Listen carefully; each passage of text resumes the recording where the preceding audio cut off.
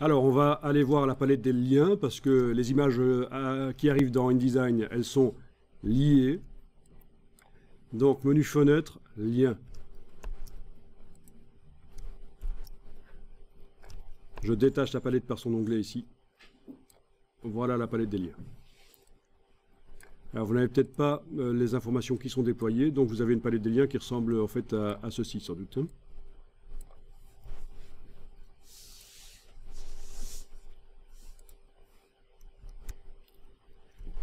On va demander que l'image s'ouvre dans le logiciel Photoshop. Alors, si votre ordinateur est réglé pour ouvrir les images JPEG dans Photoshop, le fait de demander modifier l'original va ouvrir l'image JPEG dans Photoshop. Il est fort probable que votre ordinateur n'est pas réglé pour que les images JPEG soient ouvrables dans Photoshop. On teste, demander et modifier l'original. Et comme prévu, ça s'ouvre dans le logiciel Aperçu. Vous pouvez fermer le logiciel Aperçu, le quitter.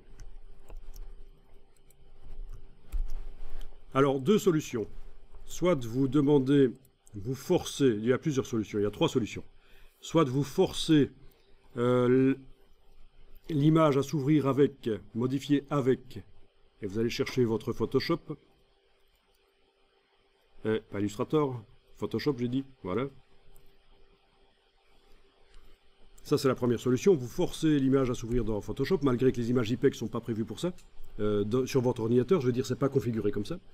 Deuxième solution, c'est bien sûr aller au niveau ici du Finder et déplacer l'icône de l'image sur Photoshop ou aller dans Photoshop et faire fichier ouvrir et aller chercher l'image. Ou alors, vous allez une fois pour toutes faire en sorte que les images JPEG s'ouvrent dans Photoshop. Alors allez-y, on va faire ça. C'est la troisième solution qui me paraît la plus intéressante. C'est modifier ce qu'on appelle le logiciel créateur, c'est-à-dire quel est le logiciel qui est prévu pour traiter ce genre d'image. Pour l'instant, sur le Mac ici, c'est Aperçu. Et ça, c'est pas bon du tout. Enfin, parfois, ça peut être intéressant. Le changement qu'on va faire ici ne sera pas définitif. Donc vous allez sur le dossier qui contient vos images, vous sélectionnez n'importe quelle image JPEG, c'est pas nécessairement celle-là bien sûr, n'importe quelle image JPEG, vous la sélectionnez, enfin vous l'activez comme ça, et vous faites un clic droit, lire les informations. Sur le PC, il y a la même chose qui existe bien sûr, c'est clic droit propriété. Clic droit propriété quand on est sur Windows, et ici on est sur le Mac, c'est donc clic droit, lire les informations.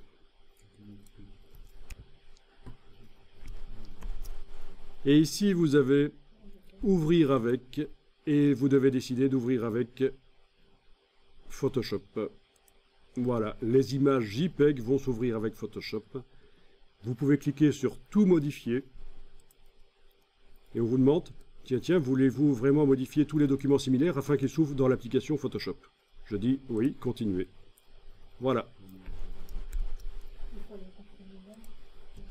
Ce sera valable pour toutes les images de l'ordinateur qui sont en JPEG. Dès qu'on double-clique sur une d'elles, elle s'ouvrira dans Photoshop. Si vous éteignez et vous rallumez l'ordinateur, ça reste.